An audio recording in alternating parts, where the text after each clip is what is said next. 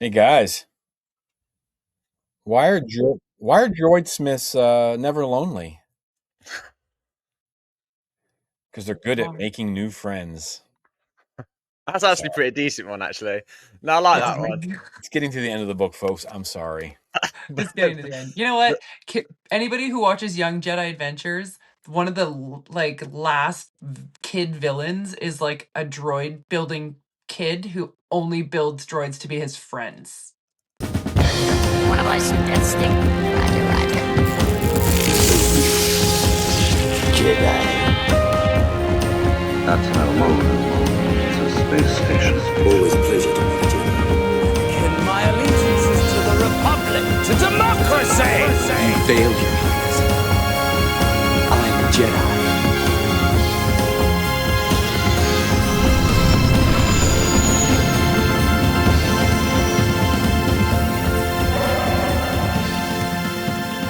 Hello, explorers, and welcome to the only international Star Wars podcast covering almost half the world, but only 0.5% of the galaxy. I'm Jack, and as always, thank you for joining us wherever in the Star Wars universe you are. Yes, welcome to Explore the Force, where we cover all things Star Wars. I'm Jimmy, and as always, welcome back or welcome along if you are new. And last but not least, I am Taylor, and if you are joining us today for episode 150, and if you get a chance, don't forget to like, subscribe, and share. And if you're watching us on YouTube, don't forget to subscribe. Jimmy, how are you doing? Uh, uh, it's been a lot this weekend. This is my third recording this weekend, so and I know Taylor's second, so she'll talk about that a little bit later. And it's not a bad thing. Like I sit there and I was talking with my wife about it because we got to do something fun yesterday, and of course we got to do more fun things today. And Taylor and I get to dive into some stuff. And the three of us, the framers are back. The founders are back. So that's always a pretty cool thing to do. You know, as we're getting close to our third anniversary. That's exciting. But I was like a little overwhelmed because we have some stuff from behind the scenes that we can't talk about a lot yet right now, and trying to do stuff for that, do stuff for this. Like, honestly, I was a little stressed out about everything that needs to be done. But it's a good stress. It's Star Wars. It'll be fine. Schoolwork can wait. Who cares, right? So, Yeah. Who cares about our jobs that keep us so living? uh, Jack, how are you doing, bud? Yeah, I'm not doing too bad. Like I just showed you guys and girls there. I don't know if you can see on YouTube, but I took a slap shot, a puck to the wrist in a hockey tournament yesterday. So my wrist is all purple and blue. Doesn't really mean anything for me. Work as normal and all that good stuff. But the pain was sickening. But yeah, no, excited. I've been very busy again, just doing things, watching Star Wars things. Just so much going on. I just want to scream out, but we're waiting, obviously. Taylor, how about you? How's your week been? It's been good. I got to go out and have a couple drinks the other night next to a campfire. It was actually really, really nice. It was needed. With your So, Explore the Force hat on as well, I saw. of course, I'm Always representing. God. representing. Always representing. Yeah. Well, I Nice. had some guy say, "Oh, I like that show," and I was like, Yeah?" He's like, "Yeah." Like, okay, let's take my drinks and I keep walking away. Like, do you Awesome. though? So if Awesome. you're listening, hey guy, if you're listening, you just met Commander Taylor. Yeah. Yo. Mr. Chance. Right. I feel like Taylor, you've had more interactions with people that have listened to the show than all of us combined. I think.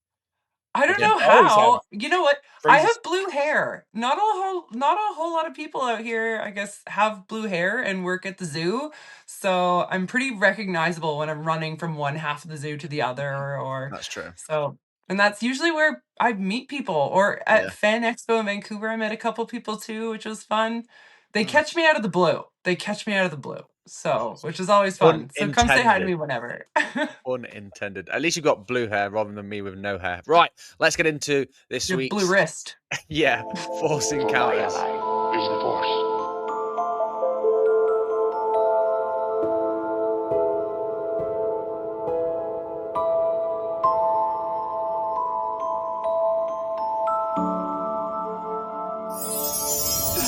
Hey Jimmy, start us off. What have you got for us, All buddy? right. I got to speak with a Star Wars author and it was really cool. And it wasn't necessarily like about his books. It was kind of about the book, but it was kind of about him and his journey and what's next. And it was really kind of a fun talk, and it was very different. We've had lots of authors on our show. This one was like a little bit different. I don't know. Um, I guess you'll have to listen to it. I think it will come out. It's going to kind of tie in with what Taylor is going to talk about next. And so I don't want to give that away, but yeah, so that was a lot of fun. A little nerve wracking because I didn't have anybody, like with me or whatever, and so that was weird not having, Yeah. But it was good. Like we're almost 3 years into this. We should be able to do these things on our own, I guess, sometimes too. So be a big boy and girls, be big boys and girls. But no, that was a lot of fun. That was kind of exciting, and as always, like it feels like when you're done with one of those interviews, you got a new Star Wars friend. So that's kind of cool. Nice. But yeah, then it kind of ties into Taylor, what you said you were going to talk about today.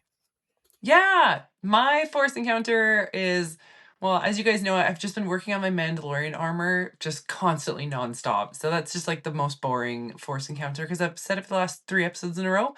Um, so I actually just finished chatting with Jimmy a whole bunch about the book Star Wars Outlaws Low Red Moon by Mike Chen. And you guys are going to have to check out that review when it comes out.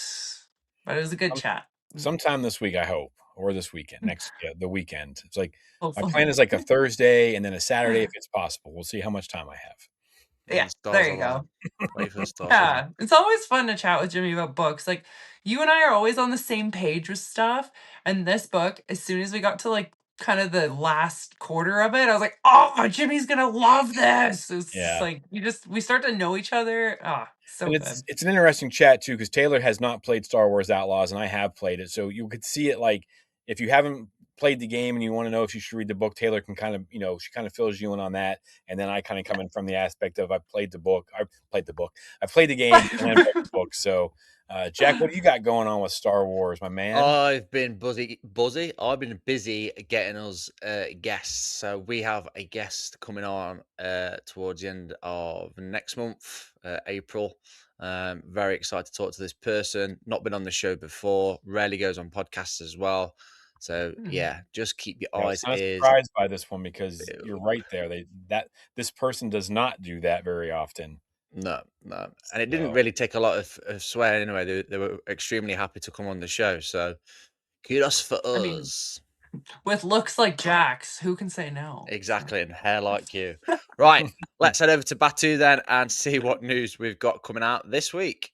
The people in this crowd will soon be among almost 40,000. For those who are among the 900 with news media or promotional tickets, the sneak preview probably will be the only chance to see the Empire Strikes Back. All right, folks. Man, Mike and I talked a little bit about this last week, but I am so excited for this game. New details are emerging about the upcoming Star Wars Zero Company, and it's shaping up to be far more ambitious. Like everyone, I myself included, thought it was just going to be this like you take a turn. It was going to be something like you played on your cell phone, and it is going to be so much more. So, PC Gamer got to go to Bit Reactor, and they gave them a kind of a behind the scenes view. So this got to be coming out soon. Right? Yeah, like they don't usually do this. But anyway, so recent updates from developers reveal that the game will expand beyond traditional turn-based strategy, which I love, introducing third-person exploration between missions. Players will be able to move through environments, interact with characters, experience story moments outside of the combat, adding a new layer of an immersion to this gameplay. The title also places a strong emphasis on narrative, with developers highlighting a system focused on character relationships and player choices. Decisions made off the battlefield and on the battlefield will directly impact the missions and stories later. So you can play this more than once and do it different ways. It's kind of like, I'll talk about it here in the end, but in addition to combat missions, players will manage a central hub known as the Den. From there, they can upgrade equipment, interact with squad members, plan future operations, creating full gameplay loop that blends strategy and storytelling. One of the most, and this is always terrifying to me, but one of the most talked about features is the inclusion of permadeath. Characters, including key squad members, can be lost permanently during missions and during the game. Like if someone dies in this game, you cannot bring them back. Like they are gone from your squad. Oh no! Developers say the feature reflects the high stakes nature of Star Wars universe and reinforces themes of sacrifice and consequence. This game will also feature a diverse squad drawn from across the galaxy, including characters with different loyalties and backgrounds, adding depth and tension to the story. This game that nobody was talking about, holy crap! When I read that, and you can go on YouTube too. PC Gamer has it up on YouTube, like their whole like 13-minute interview or whatever. I am freaking out for this game. Turn based is like I don't know what it is. It's because of my age, and that's kind of what I grew up playing. And then you get all this information about you're able to. There's going to be like characters you can create. You're going to have like different people. So I am stoked. How are you guys feeling about this game? And they referenced it being like Mass Effect, and that was all I needed to hear because I was like, wait, what? Mm. So how do you guys feeling about this game? Are you excited? Go on, Tay. I am actually really excited about this game. I watched it was like a short interview, and one of the creators was talking about the different things that you get to do and see, and pretty much exactly what Jimmy just said. But you're right, you can play the game multiple times, and you're getting this different story. And I didn't actually know that your characters, once they're gone, they're gone. So it's like, oh gosh, what if I put so much like effort into this character and then they're just gone. But and then the hub being able to go back to the hub and change things up and stuff. That kind of reminds me of like the Fallen Order Jedi games, which I Mm. really like. And you can do the customization and stuff. Like I like that, right?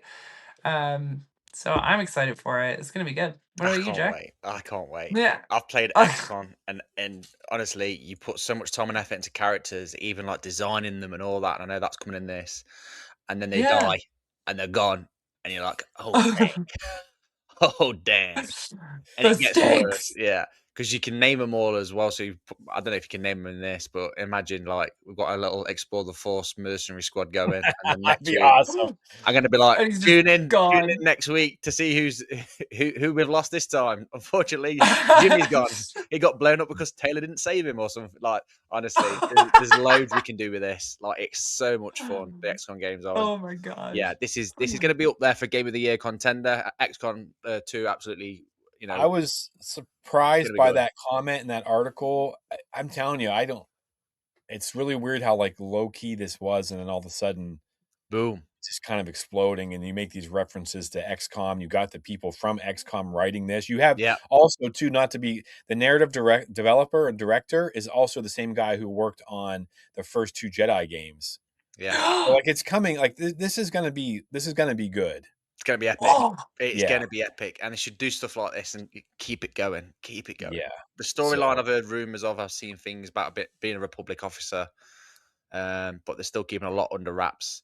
I But yeah, reached out to one last thing I just tell is like Lamar Giles, the guy who wrote the Sanctuary Bad Batch book. yeah, I reached out to him mm, as soon as I saw this. I was like, dude, are you going to write a book about this? And he's like, what is it? And I started talking to him. I was just like, because he does such a good job with all the different clones in Bad Batch Sanctuary. I was like, mhm, dude, yeah. you need to write a story like that. You need to see, like, I don't know how that process works, but you need to be like, hey, I want to write this because I think it would fit his voice really well. And he's down for it. And then he checked it out and he was talking to us a little bit about it. So that was kind of cool. yeah, exciting.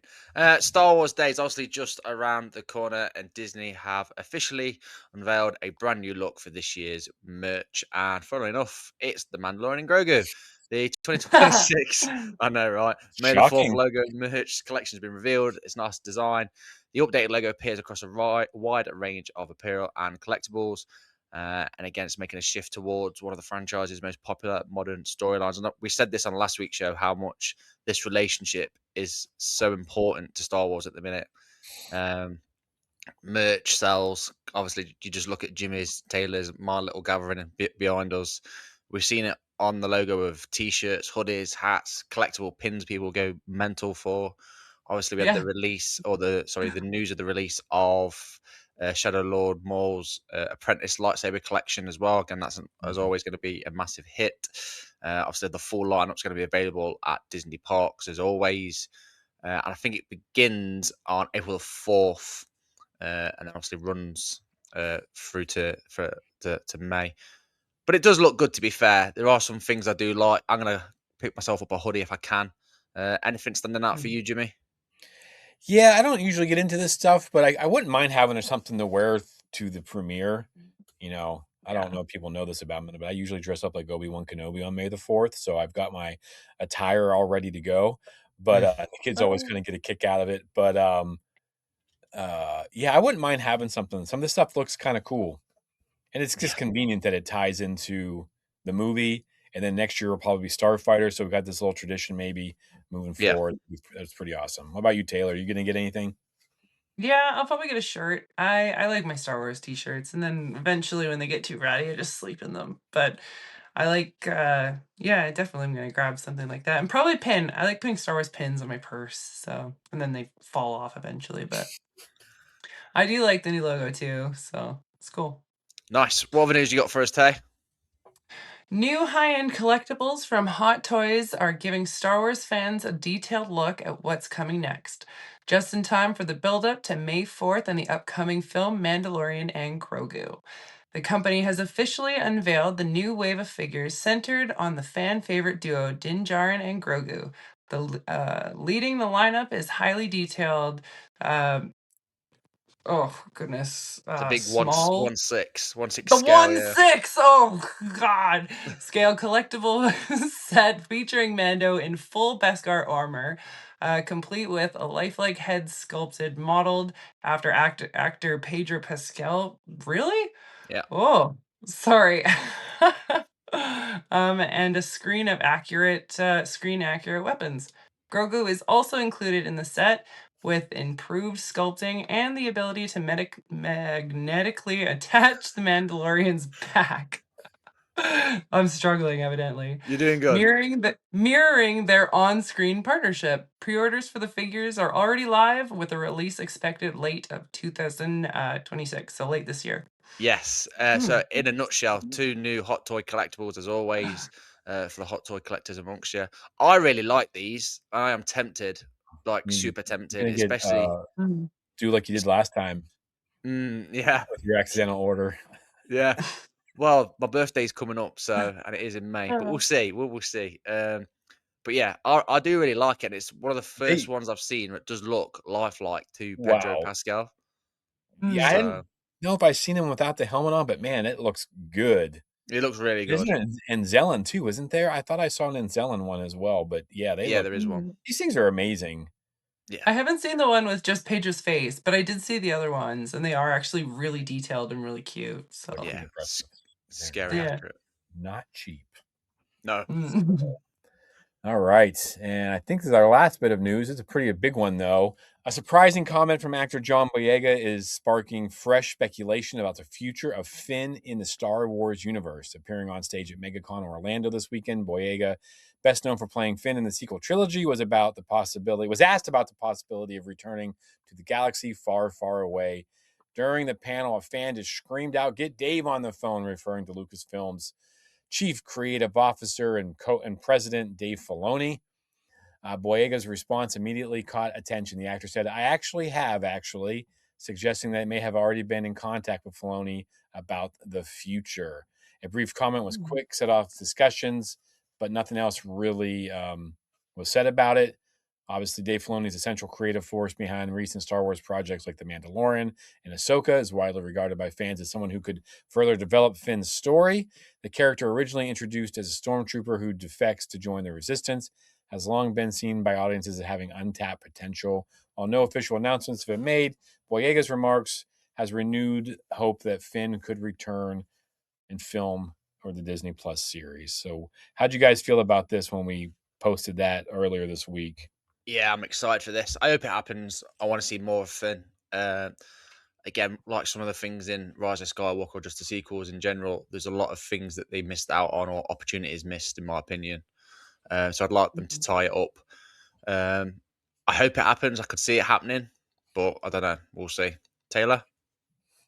I think Disney is in the business to, I guess, pay back what they owe right now. Mm, So I like what they did with Jar Jar and what they're doing with like the young Anakin actor and stuff. So I think I feel like they will bring him back and give him a role because of kind of what happened with the last movie, how he was supposed to have this whole storyline and Yeah. everything, and then they ended up trashing it at the last minute. So I feel like just with the direction that Disney's going right now, I feel like they will do something for him because I don't want to say they're buying him off, but they did almost lose that actor. You know what I mean? So I've got a good feeling that they've got something good coming for him Yeah, I if we mean, follow the at one point pattern. he Yeah. was like dropping the F word on him. I mean, Yeah. in interviews. I mean, he was pretty upset about. But you have new president of Disney, you have a new creative officer at Disney, you have a Yeah. new Yeah. president CC or CCO or whatever it is, and a new co-president. So there's a lot of new, maybe some new relationships, some promises can be kept. Maybe who Mm. knows?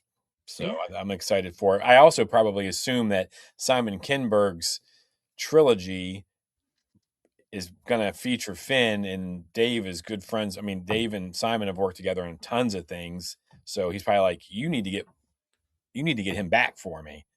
Yeah. It doesn't work without him, and so that'll be good. Yeah. It would be good. Right.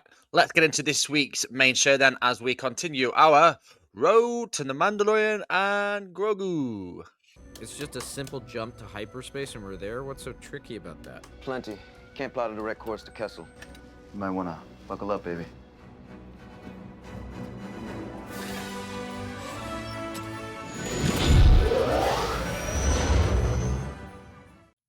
All right, folks. So we are on part 2 of our road to the Mandalorian and Grogu.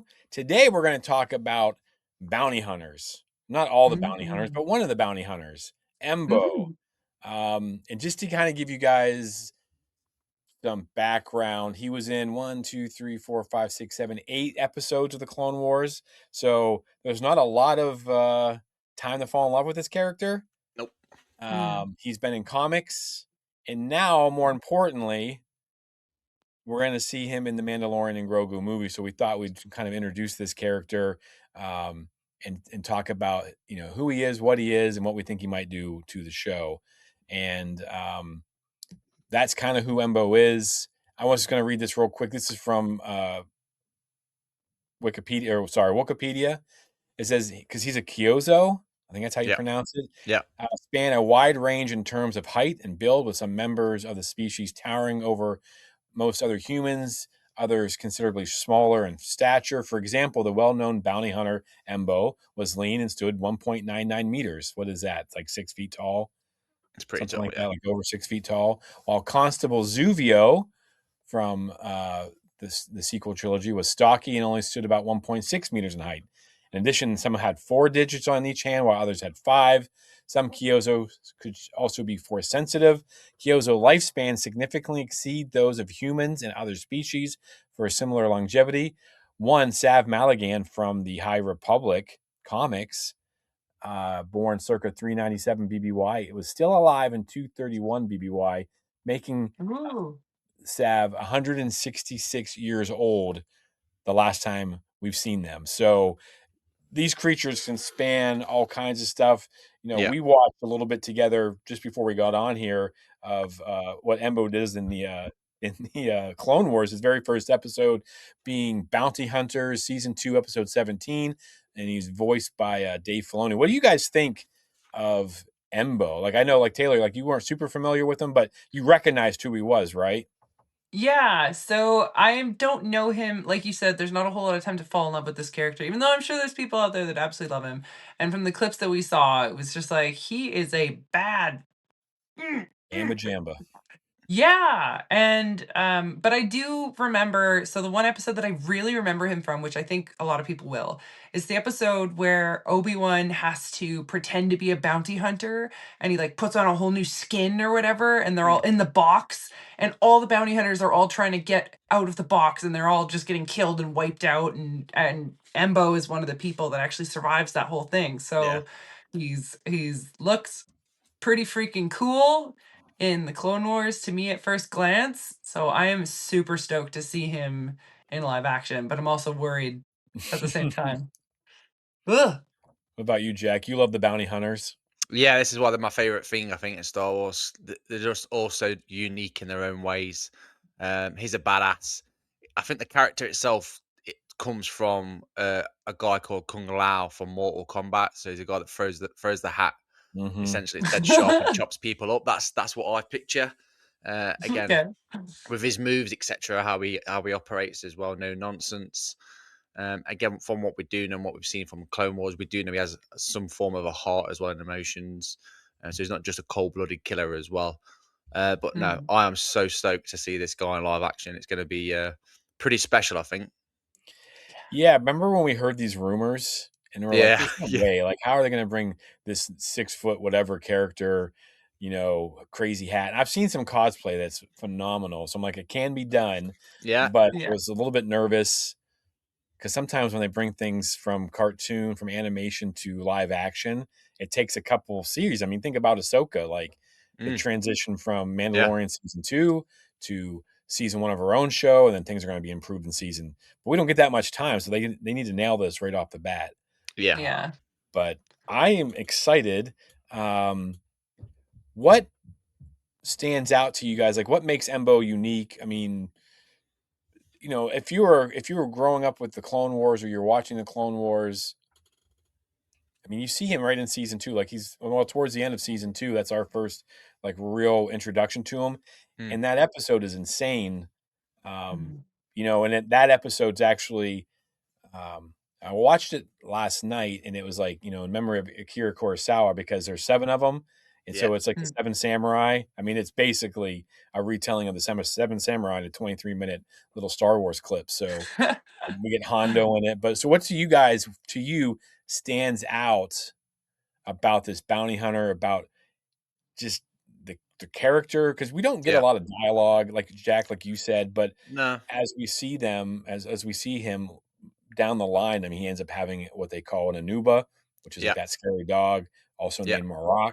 So what do you guys think? Yeah, again, he's so unique. He doesn't really talk a lot in the Clone Wars. A lot of his communication comes through his body language, or he communicates through droids. We've Yeah. mentioned about the hat thing being unique. We know it can take a blaster, etc. And his fighting style as well. It's so different from all the other bounty hunters. They've all Yeah. got their quirks and their things, their go-to stuff. Um, but I think with Embo, he really does stand out from the crowd. You mentioned as well like the lifespan that he's got, so he's obviously been doing it for a while. Mm. Um, and just his dress as well, like Oh yeah, it looks cool, doesn't he? it's yeah, it's like again like your Mandalorians are all armored up, etc., etc. But this guy's always just looks like he's in like his Sunday best. He always just looks clean, pristine, good to go. Um, and yeah, that the hat thing is just a standout thing. Like that's you look at something that makes someone stand out, like something to do with their character. You'd think nice hat sort of thing. That's Embo. Cad Bane kind of thing, but this is actually Yeah. a weapon and a transportation at one point in one of the episodes. Yeah, yeah, Taylor, what about you? What about you, Taylor? What, like, when you see this character, and again, like, you knew who he was, it's because of the way he looks. So like, what do you, when I Yeah. said we're talking about Embo, what was the first thing that popped into your head?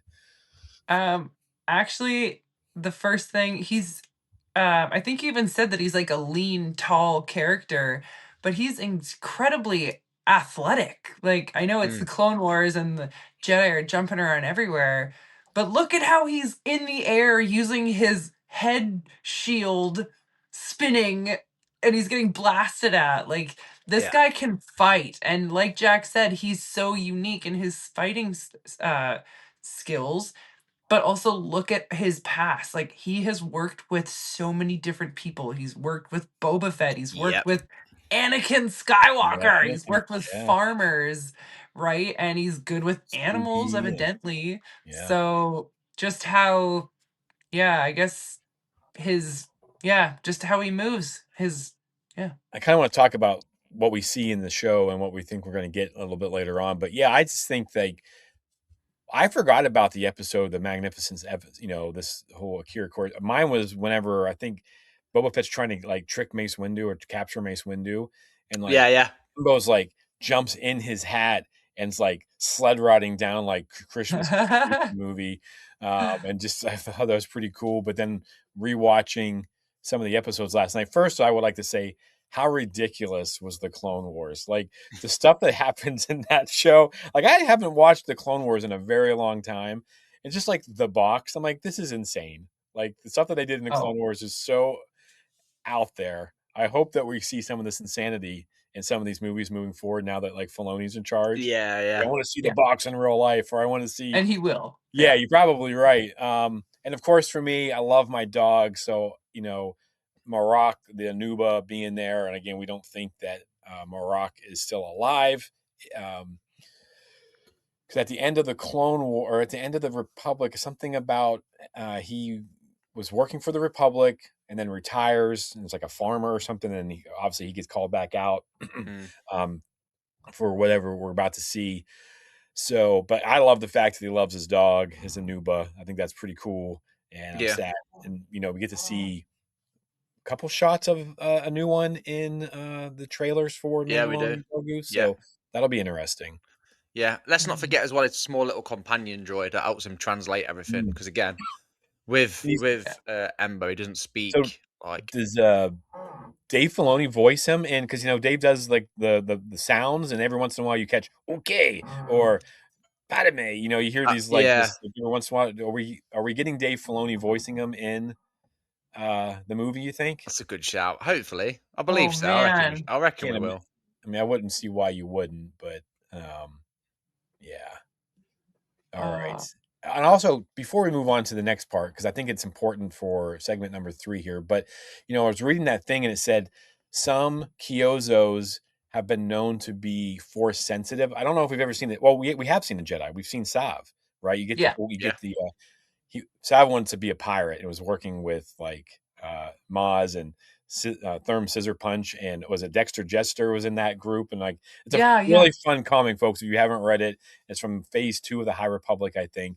But so we've seen some force sensitive, and the things that we see Embo doing in and throughout these episodes. Do we think he's force sensitive? Because just in that first, folks, if you have not watched it, just go see season 2, episode 17. Fast forward a few minutes if you don't really want to watch animation, then just watch the Embo scene, which we're going to cut up and make a short out of. But I think he's force sensitive because he jumps up in the air at one point and like stays there and then whips his hat, and like Taylor, like you said, he's spinning and diving and doing all these crazy things. Although he's super violent and breaking fools, from the neck down kind of thing. But do you guys think that he's force sensitive, or is it just something that Kyuzos can do? Like they can jump a lot, they're real acrobatic. I don't think he's force sensitive. I think that he is a species of alien that we don't see a whole lot. And we don't know how his sixth senses are. Like he doesn't have ears. Maybe it's like some weird thing like in his head, or I don't know, because and like what is to do with that helmet? Because you're right, the only other Kyuzo that we've ever seen has had the same helmet type deal. So like what is that? Is that amplifying their inner senses? I don't know. I've only known 2 characters, and they both 2 of these kind of species, and they have this, and they just seem to be. I guess one of them has the Force, but I don't think we've seen a Kyuzo Jedi. I'm sure we haven't.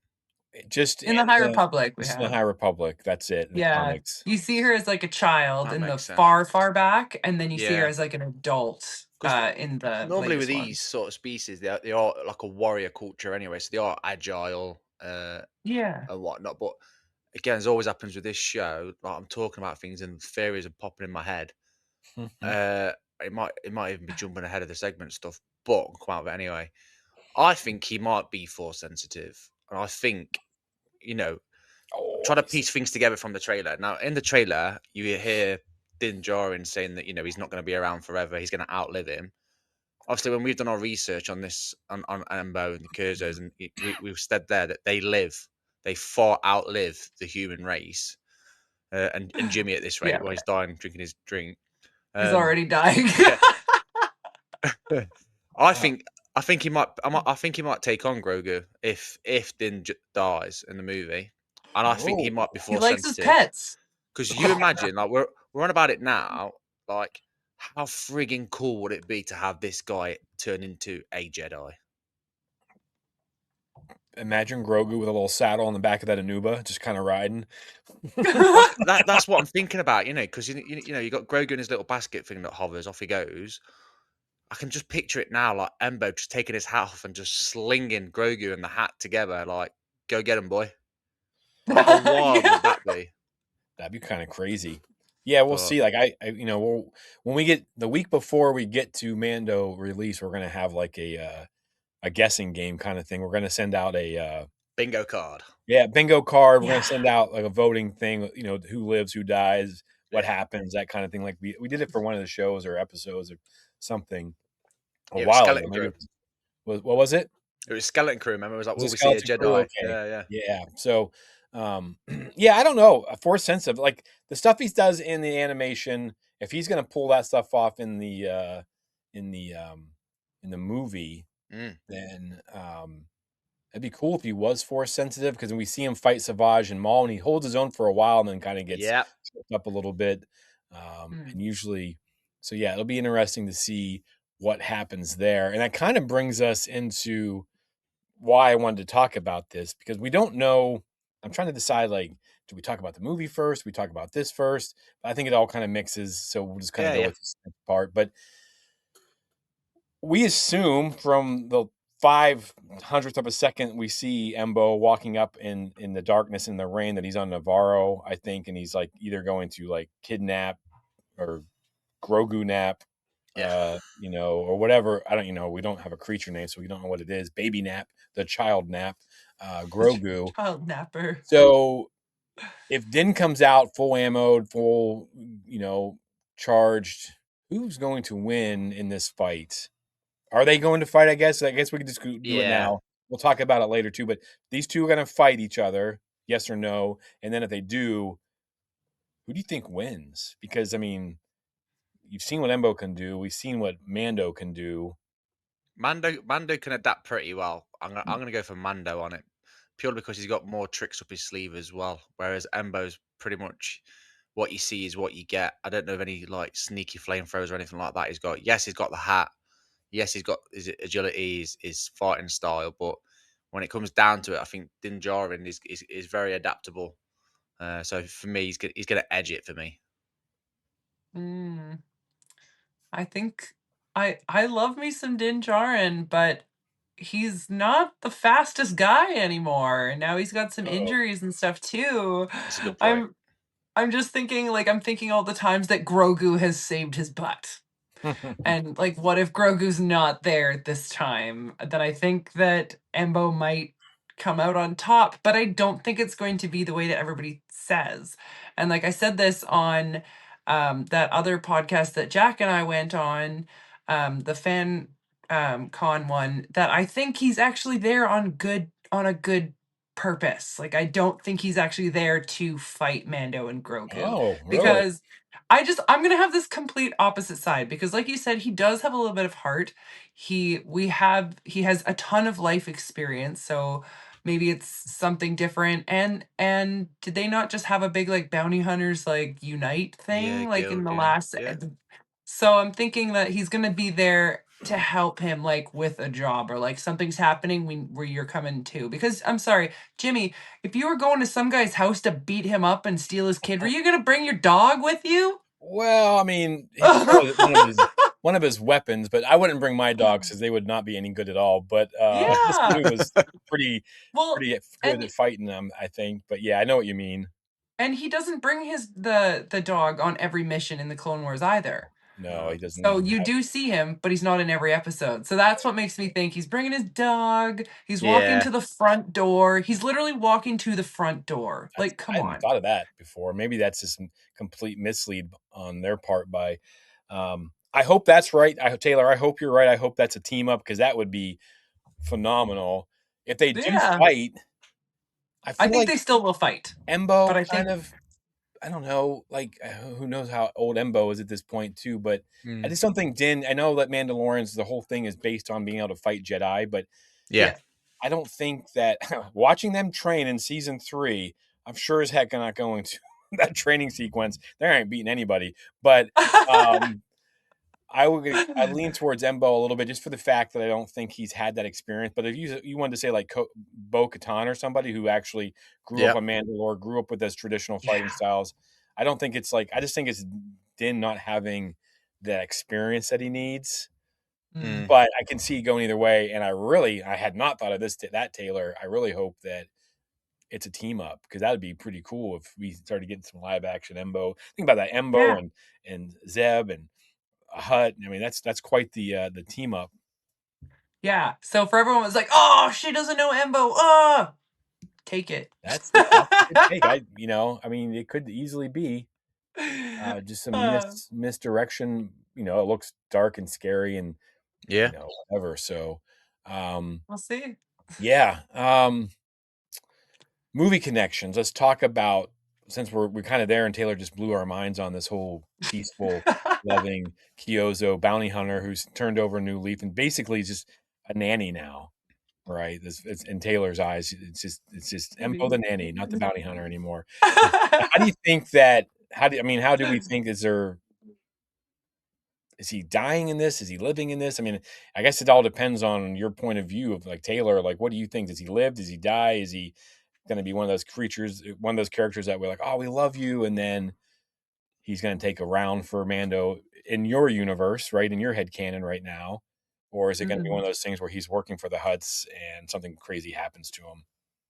I We're think all that sitting here in different places, so yeah, I think it's gonna be like there's a threat that's gonna be worse than our bounty hunter guild, and all of us bounty hunters need to stick together. And it's not gonna be because he's a good guy or something like that. I think it's just gonna be that the benefits of bonding with these guys or teaming up with, these guys is going to benefit better because we know that he wants to be paid and he's going to be loyal to who's paying him the most. So, but I don't know. I just have a feeling.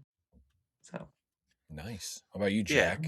That What do you think his role is? yeah, the cogs are turning. I think we might get a team up as well. Actually, I don't think they're going to fight. I think Taylor's hitting the nail on the head because I'm trying to think now of why they'd fight the whole guild thing as well. Obviously, bless your soul, we're not going to see Carl Weathers, so potentially, where they're residing at the minute, the Imperials haven't turned up yet. The Remnants haven't turned up. Maybe they do turn up. Maybe they, either destroy the planet or try to enslave it. That's why they need to team up. Maybe that's why Embo turns up. Maybe that's why then Din has to reach out to the Resistance, and that's how he gets the time with Sigourney Weaver. And that's when she's like, "Well, you do this for me, and then we'll help you with what's left." Maybe I don't know. I think yeah. I think a team up is more likely. I'd hate to see Embo die though. I would hate to see Embo die. I That don't would. think they would do that. Do you not I think? don't see No, Dave I don't know. killing. Dave can't kill characters. No, exactly. No one's Like ever really that. done That's probably Dave's biggest weakness as a storyteller. Is he doesn't. I mean, who dies in the Clone Wars that you get attached to? I mean, off the top of my head, I can't. a teen. Yeah, Satine, but she's brought in to. Yeah. She's brought in for that reason. Yeah, she's brought in to die, so that's terrible. But yeah, that's a good point. Yeah, I'm kind of like stuck on what you're saying, Taylor. But I'm also like, all right, so if he is the bad guy and he's a bounty hunter and he's being sent by the Hutts or somebody, because it's my understanding from things I've heard that we have not really know who the bad guy of this movie is yet. Like there are, Right. there's The First Order's somewhere over the hill as well, aren't It's they? gonna So be yeah. it's gonna be Thrawn, I bet. I Just mean, throwing that right out there. we know that there's somebody else. It's not the Hutt, because those two Hutts they're knuckleheads. They were knuckleheads in Boba Fett, and they're gonna be knuckleheads in this. The brother and yeah, sister, Yeah, they so just got scared and took yeah, off. I'm not too worried Have our about them. rancor. Yeah. Weird.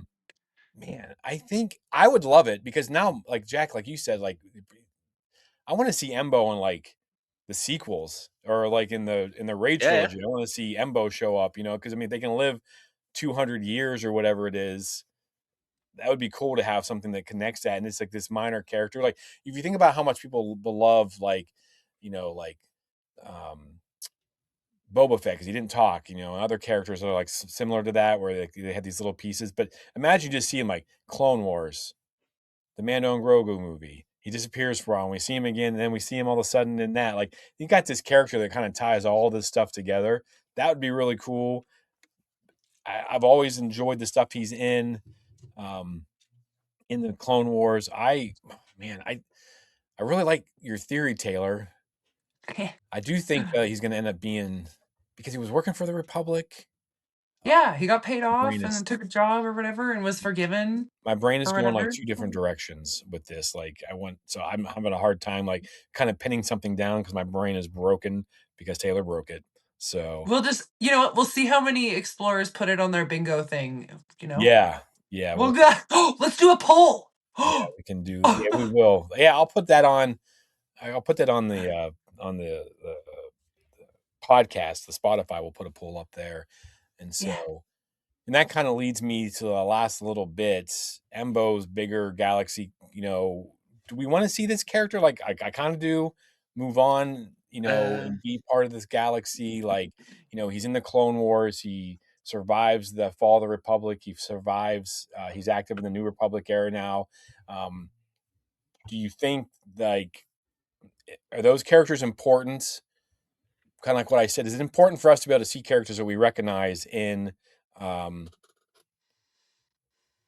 let's say Simon Kinberg trilogy comes in. We got Finn, we got Rey. I know where you're going with But this. then, so like all of a sudden now we have Embo because he's living forever, and maybe he's in charge of the Bounty Hunter Guild, or something, maybe anchor us back into Star Wars. What do you guys think about that?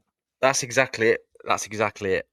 Especially with Star Wars and the older generation, etc. Once you see a character that you've grown up with, you've seen before and fell in love with, it does keep you interested in that franchise or involved more. Because again, you're still following that character. So again, that's what the Mandalorian Grogu did perfectly. Or sorry, the Mandalorian. Baby Yoda was revealed, and suddenly everyone's having childhood flashbacks of when they first seen Yoda, etc., etc. The same with Ahsoka now, going forward. People have grown up with the Clone Wars, etc. So I think it is important. But then, like you mentioned there, Jim, I'm trying to get my head around now is, has Embo got anything else to offer? Like, is he important to the Star Wars universe? Can he afford to just be chalked off? Yeah, that's the thing. I mean, he's not like this major character. He's in a few episodes out of hundreds of episodes. He's in 5 or 6. Some comics because he is in some comics with the Bad Batch and it's either Ura Singh or Asajj. I can't remember. So it's just whether he's still relevant to the whole Star Wars universe. I think we'll get a good feel of it in the movie where his path's going to end up. But yeah, I think it's important, like you mentioned there, in the upcoming trilogy films, that there are characters there that people recognise. Yes, I get a whole new direction. That's also important, but you've got to sprinkle a little bit of reminiscence in that soup. And if you get him in a movie, bringing him to live action is going to help introduce him to a whole new set of fans. So yeah. What do you think, Taylor? He's been around for so long. Imagine, how Mando likes to have those evening around the fire conversations. Like we know that the Mandalorian likes to have these kind of little things. And imagine him sitting around a fire and even just a one-liner about something like working with Obi-Wan Kenobi. Oh, I worked with a Jedi once on a mission on this planet. He doesn't have to say anything. Just his helmet down. He could just be like, I've worked with Jedi before. Anything like that would be like, oh, it's so cool. And also, if we do get Ahsoka, because I keep calling this the Avengers movie, and we're going to get all of the freaking Disney Plus TV shows characters all combined, and they're all going to have to save the galaxy, whatever. That's what I'm thinking. Ahsoka's going to know him. Yeah. They're gonna be like, oh hey, long time no see. Oh yeah, that's Taylor's on fire tonight because that could be another good point where the Mando needs help, and we know that Mando spoke to Ahsoka before, vice versa. That could be the connection that brings them together. Bam. Yeah, it's kind of weird because I wish if we knew what the plan was for them, because we've gotten like 47 different roadmaps. Like, which direction do you want to go? But I can see any of that stuff. I mean, it would be cool because Ahsoka is in that episode. They work well together. It's kind of a weird relationship because sometimes they're working together, sometimes they're fighting them. But I think there's kind of like one of those things where there's kind of like a respect there too, though. Yeah. It's not like a bad dude or whatever. I mean, so Yeah, I don't know how Jack, like you bring up a good point. Is he important enough to like make that connection? But like they use Vane the pirate to connect, uh, Skeleton Crew and the And Mandalorian Navarro. to Yeah. know Yeah. that everything is happening at the same time. So, that's something that probably flew over most people's heads that were watching the shows. Even if they've watched all the shows, they may not even recognize that was Vane. But Mm. Embo's so unique that I think if you see him doing crazy stuff on live action movie that's going to be successful, then they're probably going to see like, does this work? Doesn't it work? How hard is it to do this stuff? Can we make him do what he does in the show? Can we do it Yeah. live action? And if we can, because imagine that, like Taylor, like you said, he sits there and he's like, I mean, he's worked with Jedi. So what if Ahsoka or Rey is like, hey man, like, what do you know? He's like, the Jedi were never bad. They got done dirty or something, like, translating or whatever. I think that could be kind of a cool thing. What a unique character to be responsible for like connecting Clone Wars, the Mandoverse time period, the sequel or the original trilogy, and then whatever they're going to call. I don't even know what the heck they're going Mhm. to call after the sequels, but if you could be that Yeah. person that connects all those things in this like minor character that just is cool looking, I think I'm Yeah. here for it, man. But Dave loves his characters that he's Well, he created. He voices this loves one, these so he probably loves characters. them even more. Yeah, exactly. So he's like, yeah. Like, Yeah, I don't know. I don't. Yeah, that's kind of crazy uh, stuff. this just got me so much more excited for the film. Every time we talk about this movie, and this is kind of why we're doing this segue, because we talked about this about a month or two ago, where we just Yeah. weren't excited for it. Like we kept wanting Starfighter, and then we did an episode where we talked about our favorite episodes, and then we did I think this is, if anyone who's out there who's not excited for this movie, just listen to these episodes and it'll get you all fired up. And we've got a couple more coming. I know we have a break in between because we're having people on and Yeah. doing some different things, and we're doing something different for May the 4th. But we have season 2, season 3. I think we're talking Huts. We're doing something else. So we have, Oh, yeah. 5 or 6 more episodes on this Road to the Mandalorian and Grogu series. So Mhm. hopefully you guys are jazzed as much as we are. And Taylor has melted your ears. Drive safely. If you're driving and listening to Uh, this, Taylor had to give a warning out before we publish this. This could cause crashes and wrecks after Yeah. Taylor be sitting down He's for sitting this. down for this episode. Taylor Yeah. starts to talk, sit down immediately. So, Yeah. you guys have any final thoughts on our Kyuzo bounty hunter who may or may not be force sensitive, may or may not be a good guy or bad guy? We've really told you nothing because we're all We're just talking. we're just talking out It's like loud. we're hired by we've lit- Lucasfilm. Would fit there we've perfectly. literally not I said just anything and said everything. I just really hope they get like the makeup and the cosmetics all really well. Mm. Like, who's it? Bane? Cad Cad Bane, Bane? Cad Bane. Cad Bane. Cool, but they needed to flatten that schnoz just a little bit more. Like, I don't know, like tape the guy's nose and then like do it more because it's just too bulgy. But I'll let that go. I just really hope they do a good job on all this guy's like wraps in his mouth and like all that stuff. I really hope they get a good, you know. Yeah, I think the only thing I'm gonna say, same as Taylor, but again for the listeners and viewers, let us know your thoughts on Embo, what you think, what's going to happen, any theories you've got, and that's probably about it. If I'm honest, if you've got any questions, you just want your voice heard, then DM us on our socials or send us an email or voice note at exploretheforce@gmail.com. And remember to like this episode, share it with your Star Wars friends and family, and to follow us on our social media platforms. All you have to do is search Explore the Force, all one word. And if you're watching on YouTube, don't forget to like, share, and subscribe. And make sure you head over to exploretheforce.com to catch any episodes you may have missed. Also, if you want to show your support and spread the word around by image as well as voice, then head over to Redbubble and search Explore the Force, where you can purchase unique merchandise. And a massive thank you to everyone interacting with us via social media. You keep the podcast great, and we just love chatting with you guys, so keep it up. Finally, you've been listening or watching Explore the Force. We have spoken. We'll see y'all next week. See ya! The road to the Mandalorian and Grogu. Only now, at the end, do you understand? Close your eyes. Feel it.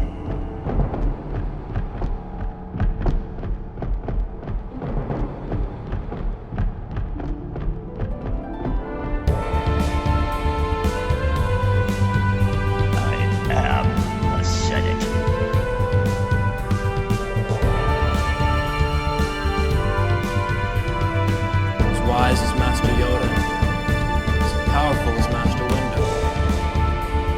They'll do their job well. I'll guarantee that. I am going to end this once and for all. Chewie. We're home. You were the chosen one!